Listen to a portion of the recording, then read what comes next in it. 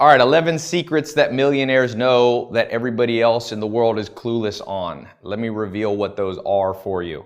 You know, I love books. It's a good book, really good book, good book. All these books about, you know, how to make more money, financial freedom, wealth, and all that. And one of the most common questions I get is like, Ty, you know, what is it? If you had a list, like here, like if I would put down 11 secrets, what would they be? And I've thought through those long and hard. You know, the first time you make $1 million, it causes you to reflect, and you'll go, "What the heck happened? Was it luck?" You know, I was just reading this book on the founding of Twitter. You know, was it luck? Is it some people have more access and know the right people? And there's some truth to all of that. But for you and I, if you want to create true wealth, I think there are definite secrets that most people don't know. And it's not secrets in like a conspiracy theory, Illuminati kind of way. It's just not stuff. Think about back at your school, what you learned. You never learned the stuff that you really need to know. So let me try to lay out a few of them. I don't know if I can write all 11 on the board here. I want to make a short video. 1, VRIN. That's a term, VRIN, your VRIN score. This is a huge predictor of your wealth. I mean, without a doubt, you know, these are things. Now, I dropped out of college, but if you go to Harvard, if you get an MBA, you'll learn about this. Now, most people, though, in the world, maybe you're like me, you know, I was broke, sleeping on a couch, or you come from, you know, not a very nice place. You born in the, what do they call it? The lower class. You know, I was born to a single mom. Wasn't born with a silver spoon in my mouth. And this VRIN score is something that I didn't learn for, you know, till I was in my 20s. But once I knew it, it made all the difference in the world. And so you got to know your VRIN score, you know, which is basically value, rare, inimitability, and non-substitution. Now, I don't know if I'm going to explain all those, but I want to just give you the high level one, and then I'll show you how you can learn all of them if you want to know. Number 2, there's a wealth index. A guy did a very famous study and wrote a book called The Millionaire Next Door, where he studied self-made millionaires across the United States. And his conclusion, or one of his conclusions, was that you can look at people's wealth index. So you basically take your age, all right? It's a factor of your age, your net worth, meaning how much money you have in your bank account and all the things you own minus your debts. And it needs to be at a certain level of the ratio. Okay, so it's not an absolute number. So you can have a high wealth index, even if you only make, you know, $2,000 a month, even if you only have $500 in the bank account. Wealth index is an index of how well you accumulate.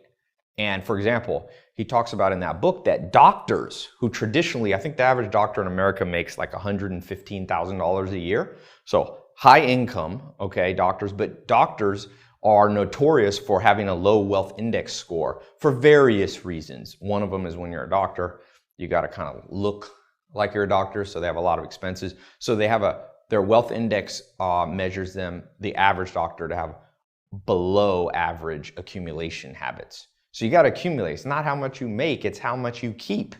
I got a friend who made $120 million last year, okay? And he has a very high wealth index. He kept like $90 million. This is a young guy, like in his 30s, who also self-made, didn't inherit the money, didn't have a trust fund, any of that stuff. So your wealth index, that's, you know, 11 secrets millionaires know.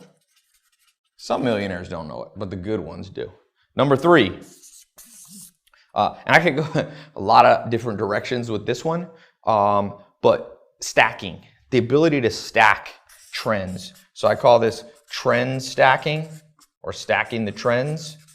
So most people, you know, they go, Ty, I'm gonna do big things, whether they're musicians, entrepreneurs, filmmakers, actors here in Hollywood, like whatever the thing is, they're like, I got a good idea and there's a trend, and look, this is how I'm gonna make $1 million, how I'm gonna make $1 billion. But it's not as simple as just taking one idea, because one simple trend, let's say you catch a trend like social networks. That's been a trend in the last 5 or 10 years, right? Twitter, Snapchat, Facebook. Now you got new ones like Meerkat, and you got Periscope, and all these new constantly evolving social networks. So for you to just have an idea of a social network, it's not a trend, it's only one trend, and you must stack multiple trends. So there's a way to do this.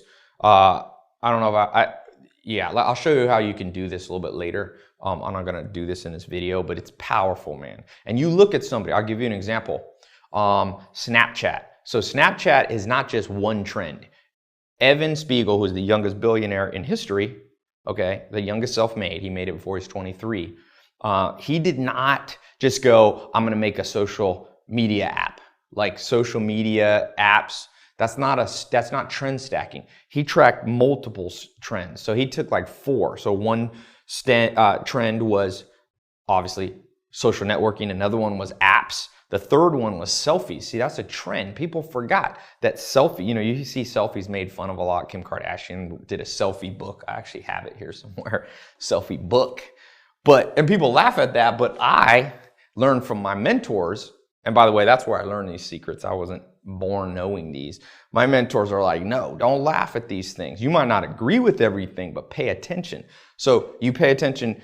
And Evan Spiegel, who's the founder of Snapchat, he paid attention to selfies. Then the 4th trend that he stacked was privacy.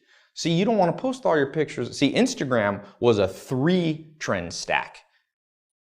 But Snapchat took those 3 trends of selfie, social networking, apps, and added a 4th one, which was privacy. You could post the picture on Snapchat and boom, 10 seconds later it disappeared. And that created tremendous wealth. By the way, wealth, this one secret alone is not a secret of a millionaire. That's a secret of billionaires. We can go to another level if we want to in this talk, but I figured I'd start with millionaires because that feels overwhelming. And even if you don't want to be a millionaire, you still want to learn the principles of millionaires.